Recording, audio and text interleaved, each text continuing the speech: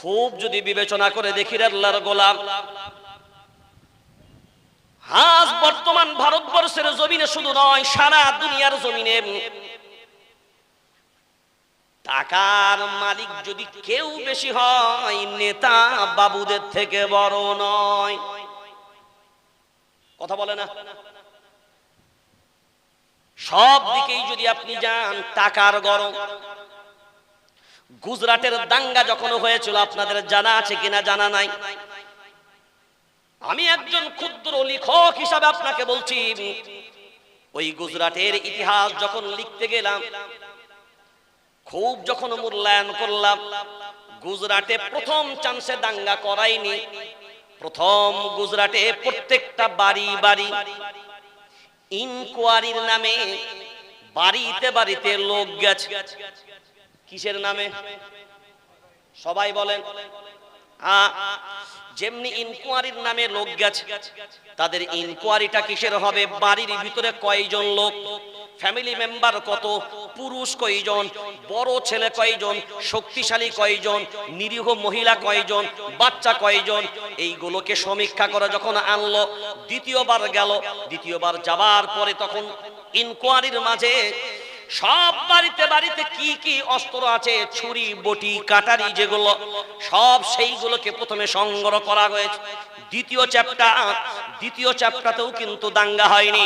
3 নাম্বারের বেলায় যখন থেকে সব শূন্য করে দিয়েছে, কোন বাড়িতে লোক সংখ্যা কত, কোন এলাকায় লোক সংখ্যা কত, কোন এলাকায় দুর্বল, কোন এলাকা সবল, এগুলো সব যখন সমীক্ষার রিপোর্ট সামনে এসছে, ভারতবর্ষের জমিনে প্রত্যেকটা স্টেটে, সেটা কলকাতা বলেন, সেটা পশ্চিম বাংলা বলেন, সারা ভারতবর্ষের জমিনে প্রত্যেকটা স্টেটে আরএসএস 30,000-এর থেকেও বেশি কর্মী নিয়োগ করে রেখেছে। শুধুমাত্র মুসলমানদের নেতৃত্ব কি বলে, কি করে, কিভাবে জাগায়, কোন পথে জাতিকে চালাতে চায়, তাদের ভাবনা কি, তাদের চিন্তাধারা কি, তারা কি করণীয়, তারা কি করতে চাচ্ছে, এগুলো সব নোট করো আর আমাদের হেডকোয়ার্টারে এগুলোকে নথিগুলোকে পাঠাও। আমরা সার্ভে করে দেখব কোন জায়গা দুর্বল, কোনটা ক্ষমতাশীল, কোন জায়গায় টোপ দিলে কি হবে। এই দুর্বলতাগুলো একদিনের মেহনত নয়, 100 বছর ধরে মেহনত করছে। আর 100 বছর মেহনতের ফল হলো দেশের প্রধানমন্ত্রী কাদের?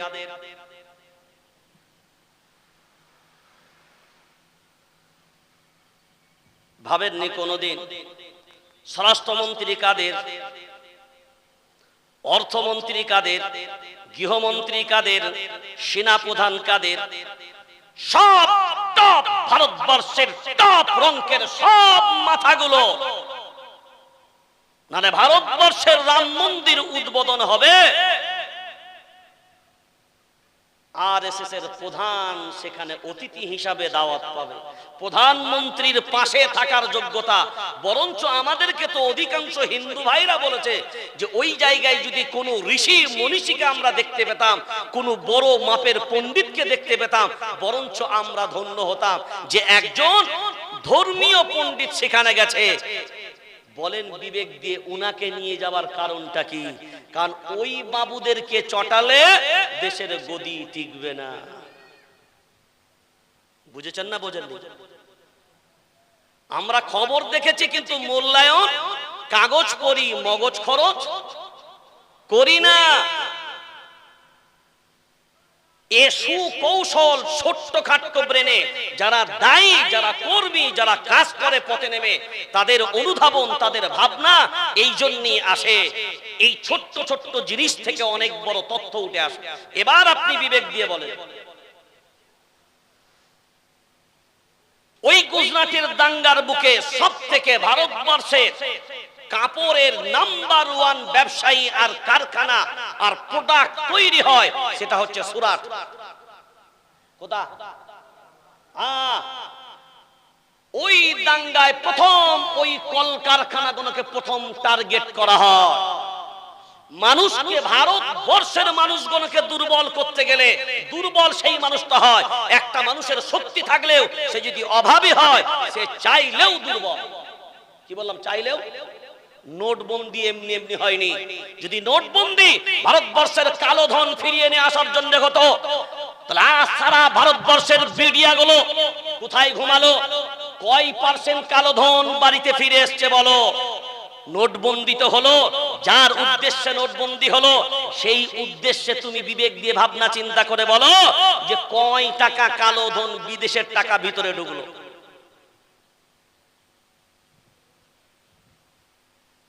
আপনি বলবেন এ কথা কেন? আপনি ভারতবাসী, আপনি ভারতবর্ষের একজন নাগরিক, এ অধিকার আপনার আছে। আজকে আওয়াজ তুলেন না, আজকে আওয়াজ বুলন্দ করলে আওয়াজ কণ্ঠ চেপে দেয়, এটাই হলো তার কারণ। কারণ আওয়াজ তুললে সত্য খুলে যাবে, আওয়াজ তুললে সত্য মানুষ জেনে যাবে। আর সত্য মানুষ যখন জানবে, মায়ার নবী মদিনাওয়ালার প্রতি দুশমনি কেন? আবু লাহাব শত্রু কেন হয়েছিল? মজার জিনিস কি কোনোদিন শুনেছেন নাকি? সূরার নাম সূরা লাহাব। উলামায়ে কেরাম যারা থাকেন তারা নিশ্চয়ই জানেন। সূরা লাহাব আমরা কম বেশি সবাই জানি, কম বেশি, জোরে বল, কম বেশি সবাই জানি। বিসমিল্লাহির রহমানির রহিম। তাব্বাত ইয়াদা নায়াদুন, সবাই বলেন ইয়াদা নায়াদুন, জোরে বলেন। ইয়াদা মানে কি আর ইয়াদুন মানে কি? ইয়াদুন কি আর ইয়াদা কি?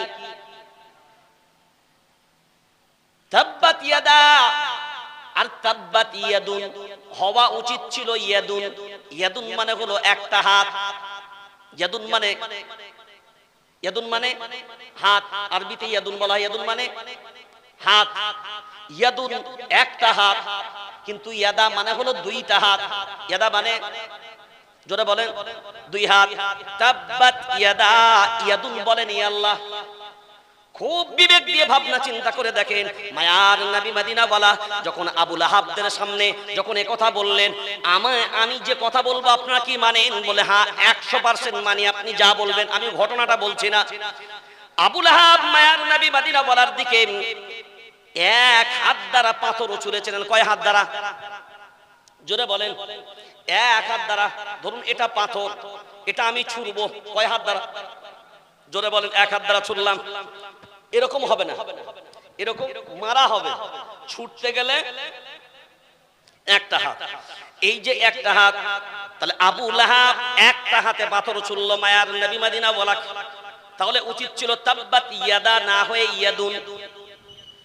আল্লাহ বলেন তাব্বাত ইয়াদা আবি লাহাবিন ওয়া তাব।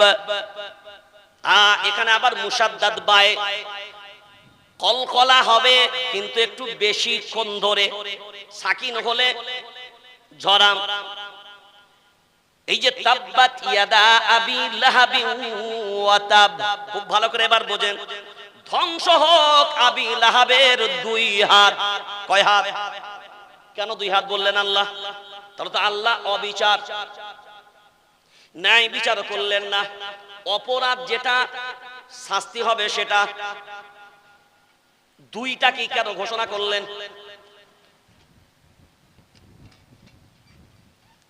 এটাও বুঝবেন। নাম্বার 2, মা আগনা আনহু মালুহু ওয়া মা কাসাব।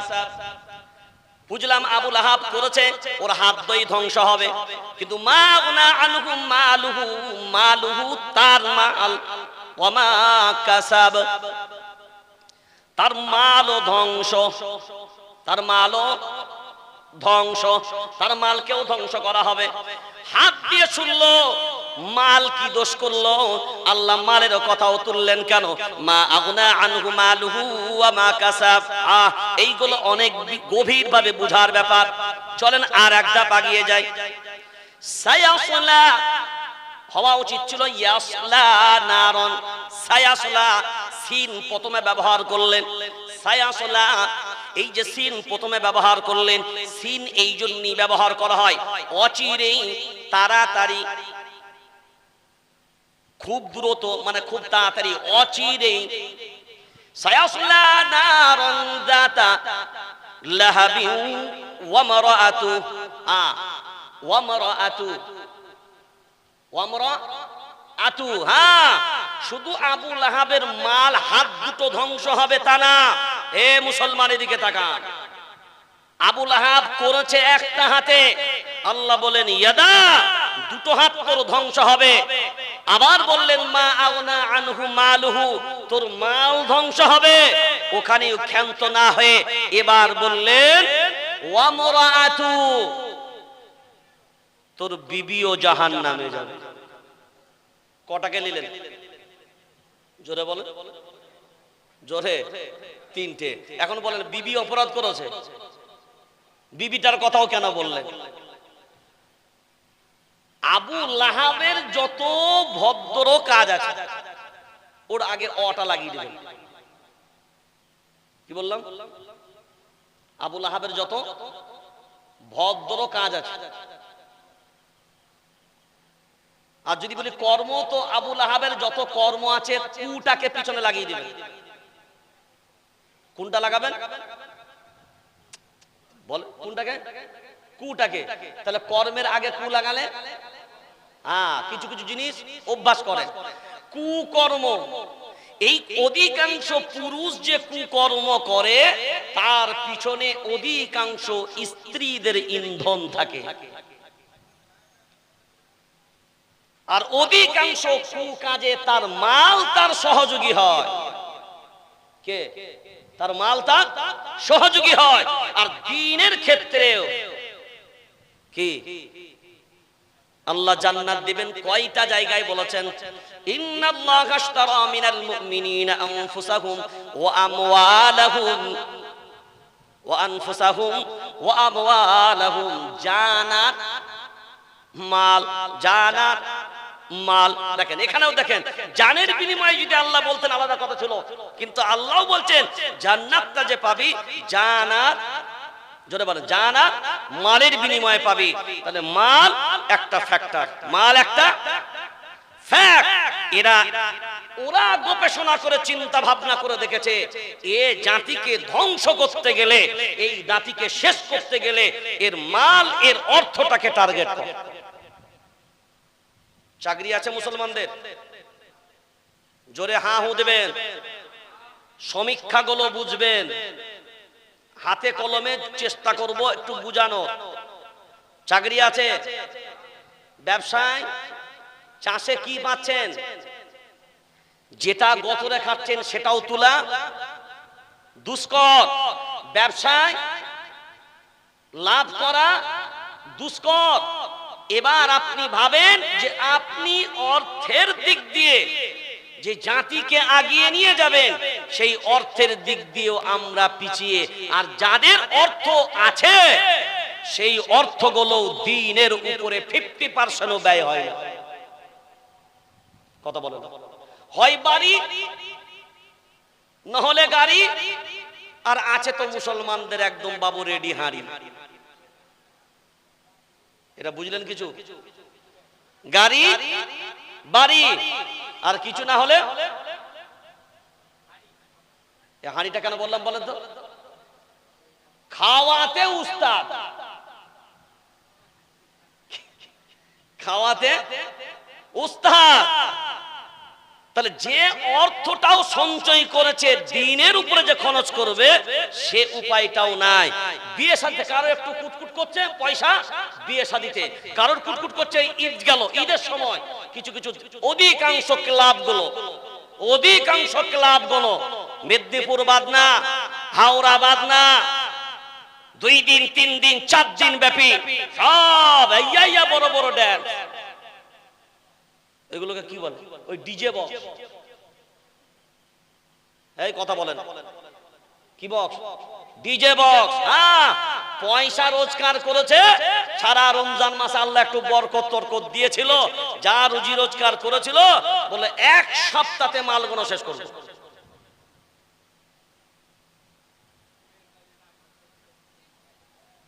আমি আপনাকে হেডলাইনটা বলিনি এখনো, আমি শুধু হেডলাইনটাই যাচ্ছি। সারা দুনিয়া, এবার আমার কথা, প্রথমের কথা খেয়াল করবেন, সারা দুনিয়ার 200 কোটি জনসংখ্যা মুসলমান, 200 কোটি জনসংখ্যা। সবাই বলবেন, মুখস্থ করা লাগবে। আজ জাতি সমীক্ষা ভুলে গেছে, জাতি সঠিক তথ্য ভুলে গেছে, জাতি সঠিক ইতিহাস ভুলে গেছে, যার কারণে ব্যাঙেতেও লাথি মারে। কিসে কথা বলো, কিসে? একটা বাদশা ছিল, খুব বড় মাপের বাদশা। তো বাদশার যে ঘোড়া সালা হয় না, এই হাতি সালা আগেকার বাদশাদের থাকতো, জানেন জানেন তো নাকি? অন্তত আপনারা হয়তো দেখেননি, বা অনেকে হয়তো যদি কেউ দিল্লি টিল্লি গেছেন বা কোন বাদশাদের কোন সম্রাটদের কেউ হয়তো জিয়ারত করেছেন তাদের জায়গাগুলো, তো বাদশাদের যে হাতি সালা, একদিন বাদশার নাম আমার এই মুহূর্তে স্মরণে আসছে না, তো উনি উনার হাতিশালায় গেছে। হাতিশালায় যাওয়ার পরে দেখছে হাতি শুয়ে আছে। তো হাতি যেখানে মাথাটা রেখেছে ঠিক তার দেওয়ালের সামনে, মানে মাথাটা রেখেছে দেওয়ালের গা থেকে একটু দূরে, দেখছে দেওয়ালের একদম নিচের দিকে একটা ব্যাঙ, একটা জোরে বলেন ব্যাঙ, বুঝুন তো, ব্যাঙ ওই তার ঘর থেকে, মানে তার গর্ত থেকে বেরুচ্ছে, আর হাতির মাথায় ফরম করে লাঠিটা দিয়ে আবার ছোট্ট ঢুকে যাচ্ছে। বাদশা অনেকক্ষণ ধরে দেখলো, বাদশা দেখে দেখে ভাবছে একটুখানি ব্যাঙ, খুব ভালো করে কথা শোনে, একটুখানি ব্যাঙ হাতির মতন প্রাণীকে বেটা লাঠি দেয় ঠিক ঠিক তকদিরে, কোথায়? ঠিক কপালটাতে, ঝাম করে দুটো পা দিয়ে বেরিয়ে একটা করে লাঠি মারে, আবার টুক করে ঢুকে যায়। তো বাদশা সঙ্গে সঙ্গে দেখার পরে ফিরলেন, ফিরে ওনার প্রধান সেনাপতিকে ডাকলেন, দেখার পরে বলছেন এক্ষুনি আপনি আমার হাতিশালায় যান, যাওয়ার পরে দেখুন অমুক কোণে যে হস্তিটা আছে ওটাকে দেখুন একটা ব্যাঙ লাঠি মারে আর গর্তে ঢুকে। এই ব্যাঙের এত বড় সাহস কি করে হলো যে ও হাতিকে মারে আর ঢুকে পড়ে? যদি এটা কেন, কারণ উদ্ঘাটন যদি আপনি করতে না পারেন, আপনার কল্লা আলাদা করা হবে। বাস্তব ইতিহাস বলছে আপনার। বাচ্চাটার নাম আমার এই মুহূর্তে স্মরণে নেই, যদি স্মরণে মাঝখানে আসে ইনশাআল্লাহ জানি। তো বাচ্চা গেল, সেনাপ্রধান গিয়ে সব লোকজন নিয়ে গিয়ে একদম খাতা নিয়ে গিয়ে যাওয়ার পরে দেখেন না সিবিআই বা সিআইডি যখন কোনো মার্ডার কেসের ইনকোয়ারি করে, ফিতে মাপছে, অমুক মাপছে, দূরত্বটা কতটা, কিভাবে পড়েছে, কি ধরে না উপরে, সব যেমন ইনকোয়ারি করে, তো প্রধানমন্ত্রী ও দেখছে যে যদি আমি এর জবাব দিতে না পারি তাহলে সমস্যা। তো অনেকক্ষণ ধরে ওর লস্কর নিয়ে দাঁড়িয়ে আছে, দেখে হ্যাঁ বাচ্চা যেমন বলেছে ব্যাং বেরোয় আর জোরে বলে ব্যাং বেরোয় আর লাথি মারে। এবারে টেনশন হচ্ছে আমি যদি উদ্ঘাটন করতে না পারি তাহলে বাচ্চা আমার গর্দন সরাবে। ও ওই জায়গায় দাঁড়িয়ে ঘন্টা খানাক পরে তারপরে ওর রিপোর্ট লিখে আসার পরে বাদশাকে বলছে জাহাবানা আলহামদুলিল্লাহ আমি এর কারণ উদ্ঘাটন করতে পেরেছি। বলছে কেন, কিভাবে? তো বলছে জাহাপানা আপনি লক্ষ্য করেননি ব্যাঙ যে গর্তটায় আছে সেই জায়গাটাতে আমি লক্ষ্য করে দেখলাম ও যখন বেরোয় লাথি মারে আবার ওইখানেই কেন ঢোকে, আবার লাথি মারার শক্তি কোত্থেকে সঞ্চয় করে, আবার মারে আবার ঢোকে, ও আবার নতুন করে শক্তি সঞ্চয় করে আবার মারে। তো জাহাপানা আমি লক্ষ্য করে দেখলাম যে গর্তটাই ব্যাঙটা ঢুকছে ওই মুখের গর্তের মুখে 1 পয়সা একটা রাখা আছে। ও পয়সা জোরে বলেন 1 পয়সা। বলছে জাহাপানা ওই যে পয়সাটা রাখা আছে এ ব্যাঙ যখনই পয়সার উপরে বসছে ওর পাচাই যখন পয়সার গরম তাপটা পাচ্ছে, ও তখন নতুন করে সঞ্চয় শক্তি পাচ্ছে। ও সামনে যে হাতি, এটাকেও আর বোঝে না, ওর পয়সার গরম ওকে হাতিকেও লাথি মারায়, ও আবার তার গর্তে ঢুকে যায়।